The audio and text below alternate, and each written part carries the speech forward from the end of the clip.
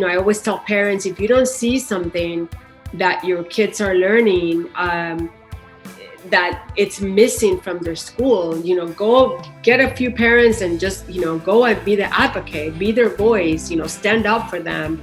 Go, we did all kinds of presentations to the school board and everybody so they could see what, how beneficial it was for the kids. Welcome, Mari. Thank you so much for being on the show. How are you doing today? I'm doing good. Thank you for having me. It's finally here. We've been planning this for a while now, and here we are. So I'm glad that it worked out. Yes, absolutely. Thank you so much for being on the show. For those who do not know anything about you, will you please give an introduction?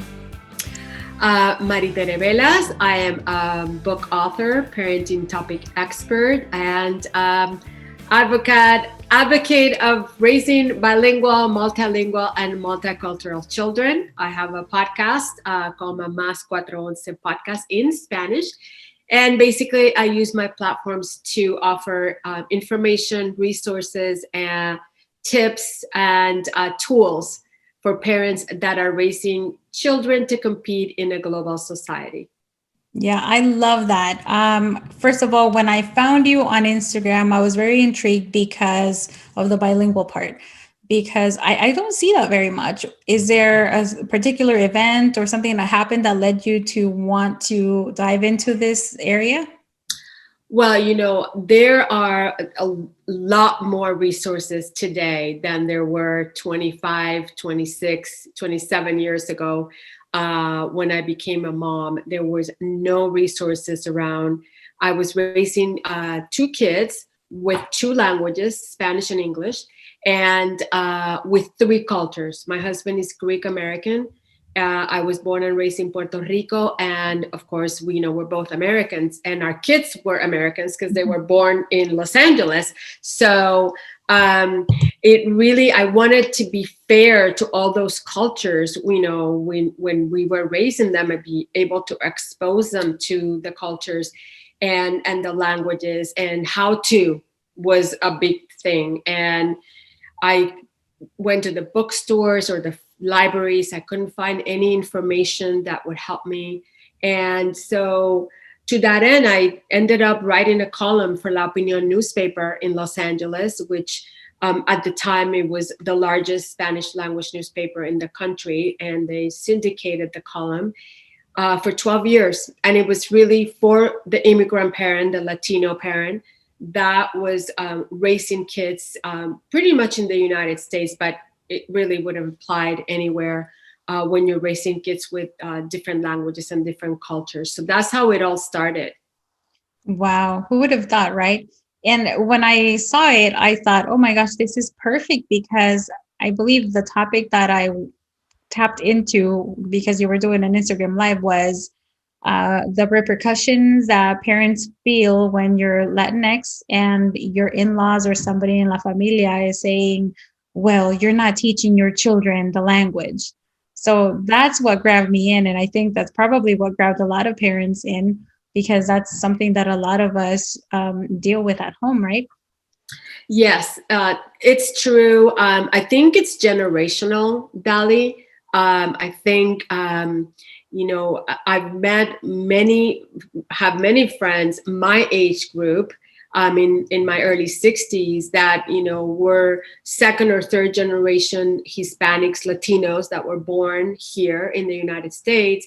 And at that time, the parents that emigrated here, they wanted the children to assimilate right away. And so Spanish was not, no, we need to English. And there were a few that would continue with the Spanish. I've met those parents as well, or grandparents as well. But for the most part, there was that fear of, they wanted the child to assimilate right away. We want them to speak English, and the Spanish would get lost. Maybe mom and dad would speak Spanish at home. Sometimes mom and dad also took English lessons. So all of a sudden, everyone was speaking English at the house. And, the idea is, if you keep the language at home, if both mom and dad are able to speak Spanish at home, when the child goes out the door to school, he or she they're going to have English at school, Right. and in the world around them. So why not keep the Spanish at home if you can? And use the Spanish to promote culture, and to instill that cultural pride. And there is so much information these days, so many studies that have proven the benefits and advantages of being fluent in 2 or more languages, that it's a little easier these days to raise a bilingual child. I think at the time I had no resources. There was no Facebook communities, no Instagram communities that were, in the same boat that I was, trying to bring Spanish, keep Spanish at home, but English. I was doing there's different methods of doing it. I was using the one parent, one language, and I had no idea eventually it would become a method or an approach, one OPOL. That didn't, I was just doing it because that helped. That was the case in my house. My husband spoke English and I spoke Spanish. So we know so much more, fast forward 25 years later, that it's a lot easier for parents, I think, to maintain the language and to want to, because they've seen the benefits. They know of the benefits and the advantages. Yeah, definitely. You touch on so many great points, because you know what, growing up, I was told, try to speak Spanish at home, but my mom did not actually say, only speak Spanish at home. She didn't actually have that mentality of you'll pick up the English, at school. So she tried at first both, but the thing is that happened, and it's 6 of us.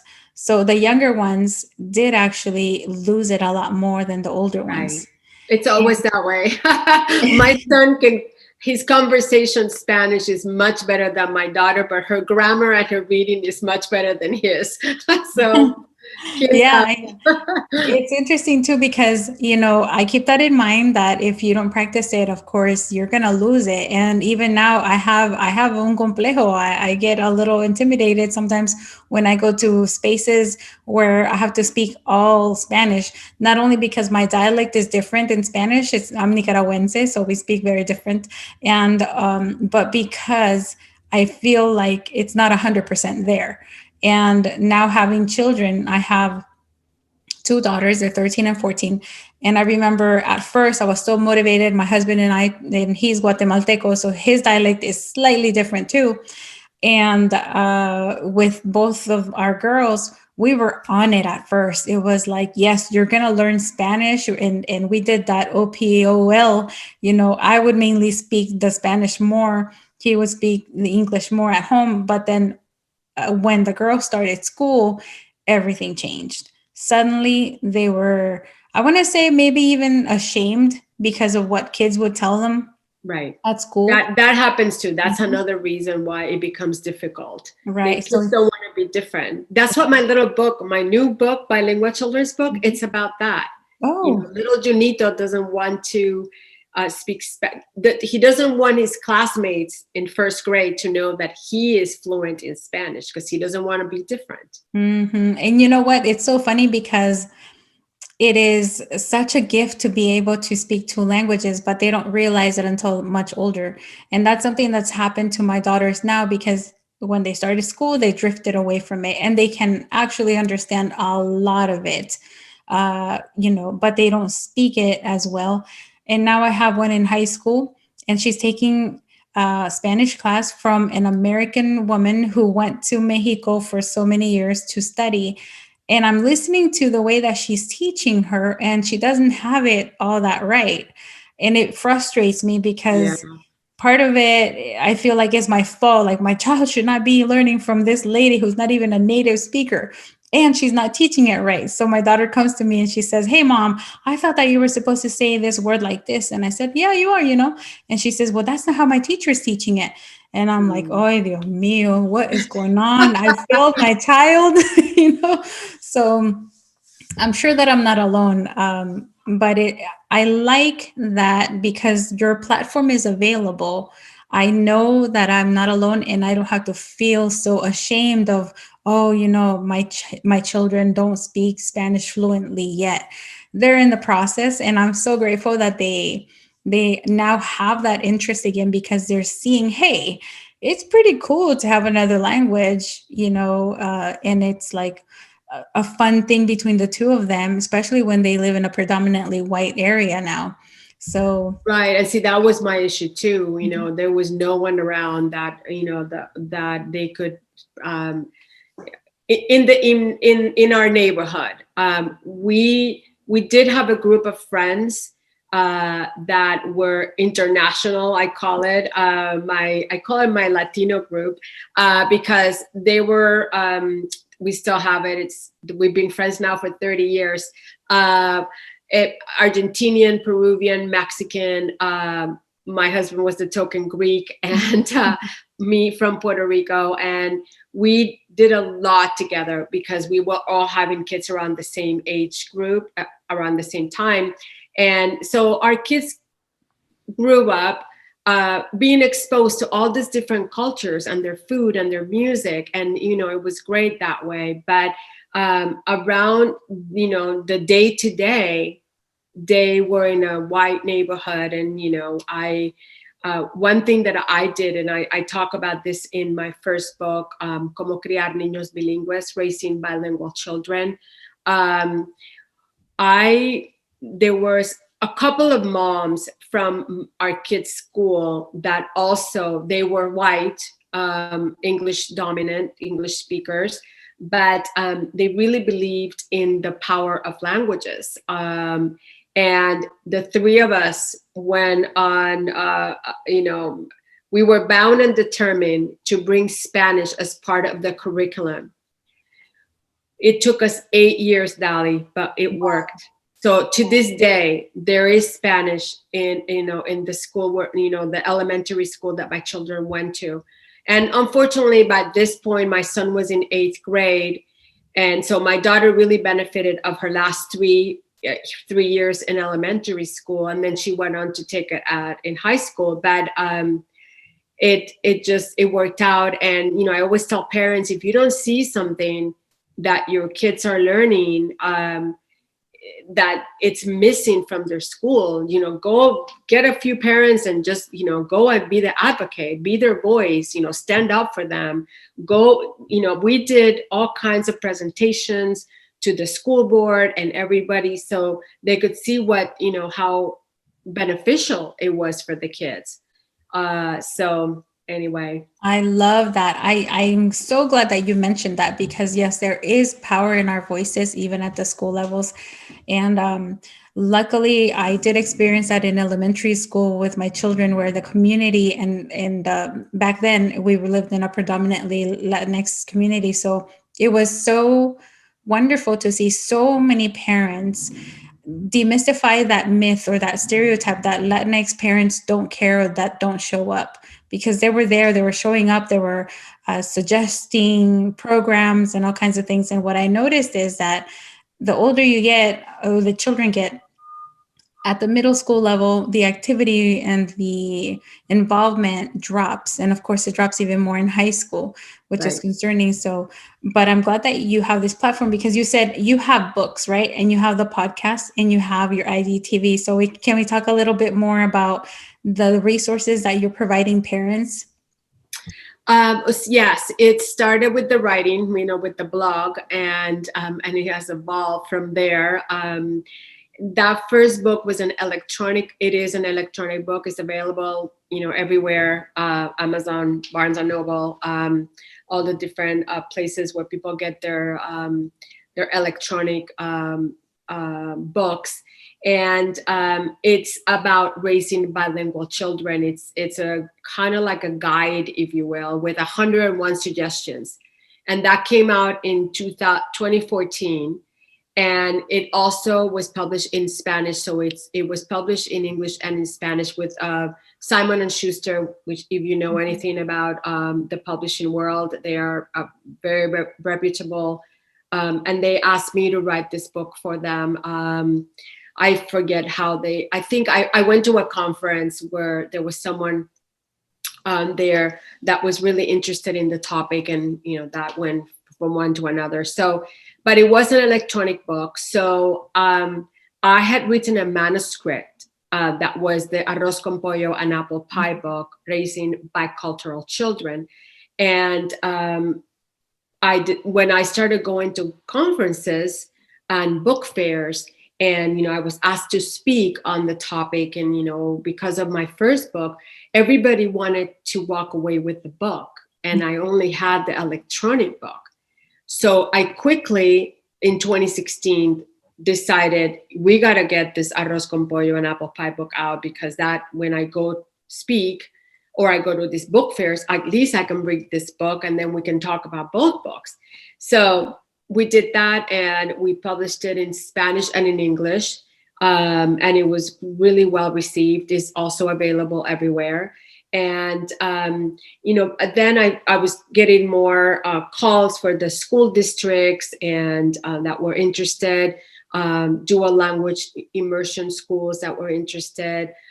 So, the California Association for Bilingual Education, I'm actually speaking again virtually coming up in March. And that's how it all started. Then, it became Facebook. So I opened a public Facebook page where I could, put all my tips and suggestions and all the resources. And I was meeting more and more people in the bilingual world, multilingual world. And that's how it all started. And about 2.5 years ago, when Instagram became pretty big, we moved over to Instagram as well. And I felt like I started doing the videos once a week via Facebook to be able to download them on Facebook with a consejito, a tip every week. And there's always a cultural or language twist to it, just because that's my niche. That's, but it's really, someone said to me, you're a parenting topic expert. You can actually talk about anything, which is what I was doing when I was writing my column, Dali. Whatever was happening at home with my kids, whatever it was current that was happening, that was affecting them, I would write about it. And I would always add the cultural twist to it, so that, parents could relate to it. Oh my gosh, she's going through this, as an immigrant mom, I totally relate. But it was also about what was going on around, because I felt like that was what parents needed to hear. They weren't raising these kids alone. There was someone else that spoke Spanish, that emigrated here, that could relate to, their everyday life. So that was the idea. Then pandemic hits. I don't know if you know this or not, but my husband he had the virus. He ends up in the hospital March 15th for 9 days. I didn't know that. I was here all by myself, and he was there all by himself. Our kids couldn't come because I didn't want anyone to be infected. So I called my team, and I'm like, or they actually called me. They knew I was like, I needed to do something to not be worried about him all day. And that's when we decided to do the Instagram lives. And, all of a sudden I found myself looking for information that I could share for all the parents that were going through all this, changes and how to deal with that. And now they're, in addition to being parents, they're now teachers. And so all that, I was able to get like doctors and experts in, psychology and, and parents like you that would come in and say, oh, this is what I'm going through. And so they were very well received. I was doing 4 a week for like the first 2 or 3 months. and then it became 2 a week. And what was good about it is that then I decided, I need this content on my blog. So then I do a recap of the conversation that lives in my website, in my blog. And that allows me to have, be more current in my content. And now we're doing it we're trying once a week, just to see how it goes. And that allows me more time to write, because I still have 2 other little bilingual children's books that are coming behind the one that just started, that was just released. Otherwise, there's so much you can do in one day, as you know. So, Yes, but I love the opportunity of providing parents with, all this different information, and the people that I meet that have something to say, that have something that is meaningful, that parents can take advantage of. That's why I call it tips for parents, or, tips para padres. I've noticed recently that my Spanish content has become a lot more popular than my English. So we're kind of becoming more aware of that, and we're going to be producing more Spanish content. That's why my podcast. And that I came up with this idea about a year and a half ago, trying to reach more people. And I wanted to venture out of the United States, because I felt like there was a lot of Latinos that were living elsewhere. Mm-hmm. And I tell you, Dali, our podcast a year and a half later, we look at the numbers, and it's been listened to in so many wonderful countries like Spain and Germany and Australia. And the other day, my friend Erica, I do it with Erica Mirashnik from Mamás por el Mundo, and she calls me up. She goes, "Guess what showed up this week?" And I'm like, "Oh," she says, "India." So much listening to us in India. So we're pretty excited about it. We're trying to grow it as well. So yeah, that's another venue where I share information and resources for parents. Yeah. Oh my gosh. I didn't know the story of your husband. That must have been so scary, but it's incredible, isn't it? That when you have so many tests in life, you create something so beautiful. And thank goodness that he pulled through, and he's doing well now. But thank you so much for all of the work that you do. Your books, I've got to check out your books. I can't believe that you have 2 more in the works. That's so much work.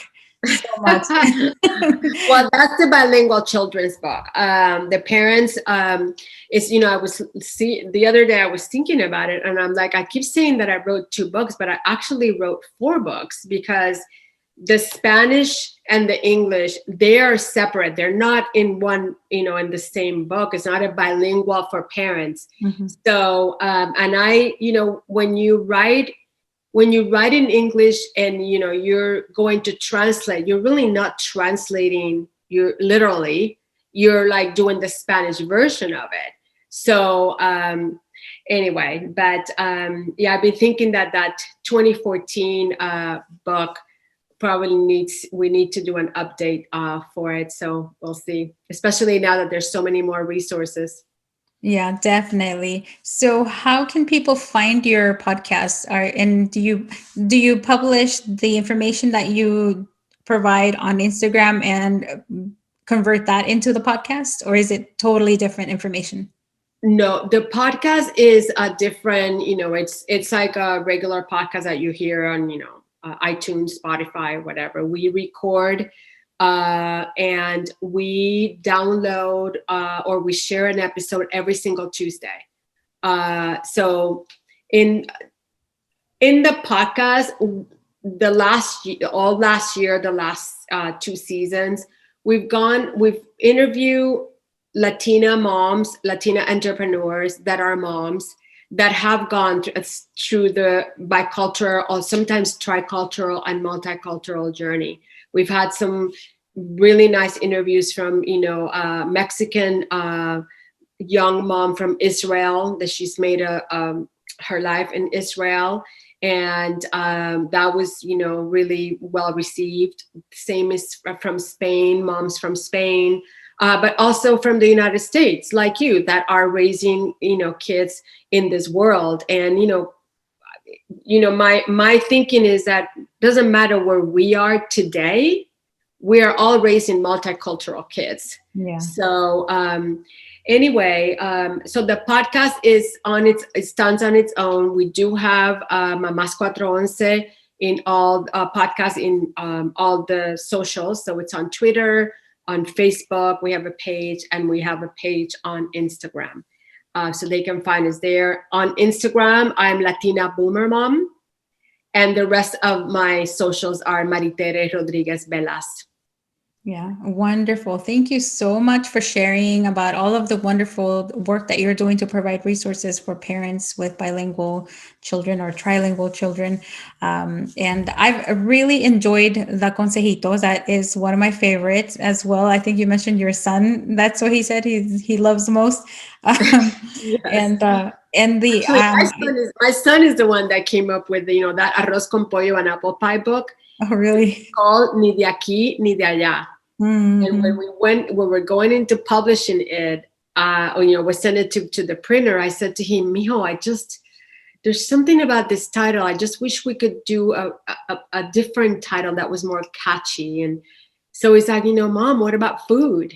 Arroz con pollo and apple pie. You put them together, and it's an analogy on how we can definitely live together.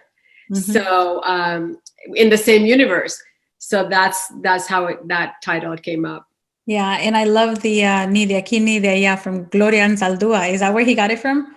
Or did it just come up? No, that was the title that I had given it. Oh, okay. When I wrote the manuscript, Dali, this manuscript, I had it for like 10 years because I always knew that I was going to write it. And then I got busy with raising my two kids, with very involved in their school. I was, PTA president, fundraising chair. I did all kinds of stuff. And it was always at the bottom of my pile. And then when my daughter started, she was like a sophomore in high school. I decided I kind of have to bring this back up. So anyway, it was for years, I called it Ni de aquí ni de allá. And then it became arroz con pollo and apple pie. I love that. And I love that you mentioned that you were PTA president and the chair of fundraising and things like that, because you know what? I see that a lot of people underestimate the PTO moms or the dads. They always think, oh, those ladies are just always raising stuff. What do they know? And look, you're successful. You can pretty much run any company after all you go through. And I understand that completely because, well, I never volunteered to be president because I had a full-time job that didn't allow, but I was very involved.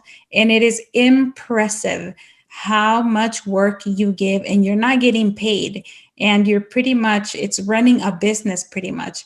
And the beautiful thing is that your children take so much pride in seeing mom or dad being so involved. It helps their confidence. And I mean, I see moms that they don't speak English very well. Y ahí están. They're right there involved every step of the way. And thank you so much for doing that. And thank you for the resources that you provide. So if anybody wants to connect with you, where is the best place to reach out?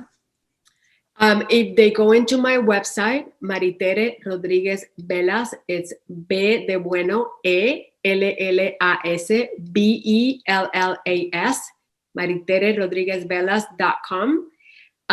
There's a place in there to send me an email, and they can just send me an email and I will get it. And I will be happy to respond. I offer consult for parents that are trying to raise children with different languages and different cultures, guide them, with, the process, what to do and how to do it. And I'm happy to talk to. That's one of my favorites is to hear from parents that like you that tell me, oh my God, I learned so much by listening at this one consejito, or I love the podcast that, or, you brought up this subject at a talk that you were giving. And I can relate to that. That it makes my day when I get those messages from parents. Oh, that's wonderful. Well, yeah, hopefully people will chime in and let you know, give you some feedback of their favorite episodes and things like that. And also, I know that your books are on your website, but are all of them on your website, or are they also in other They places? are on the website. That it'll take them to the direct link to where they are. And I don't know if I told you about my latest book. It's a bilingual children's book, and it's called it's a series called Junitos Adventures, and this is the first in the series, and it's called I Have a Secret, Tengo un secreto. And it's like I mentioned earlier about this little boy that doesn't want to speak Spanish. So it's a message about cultural pride, friendship, family, a little bit of bullying. So it's a cute little story. Wow, thank you so much. And I hope that people do come over to your website and purchase the books for birthdays, Easter, anything. Because I love promoting to support our Latino business owners and, just showing all that love. But thank you once again. And you'll have to come back next time. Maybe if you do the book launch, come back and, let us know what's going on. And that way we can enjoy the journey with you. I love it. Anytime you like, you have my support 100%. Anything I can do to support your work. I love what you do. And thank you for reaching out to me. That meant a lot. So I'm really grateful that you took the time and that we were able to do this interview now. Well, there you go. Another amazing speaker, right? I mean, the world is at our fingertips. The resources are there. All you have to do is type in somebody's handle and start learning from them. If you loved what Mari has to offer, make sure you follow her on Instagram at Latina Boomer Mom. And don't forget to subscribe to her podcast and check out her website for books. Remember, your support means a lot to those of us who create content all the time. And remember, if you like this video, please subscribe to my channel, click that little bell so that you're alerted every time I publish a video. And don't forget to subscribe to my newsletter at Dalitalks.com to get more insights. Until next time.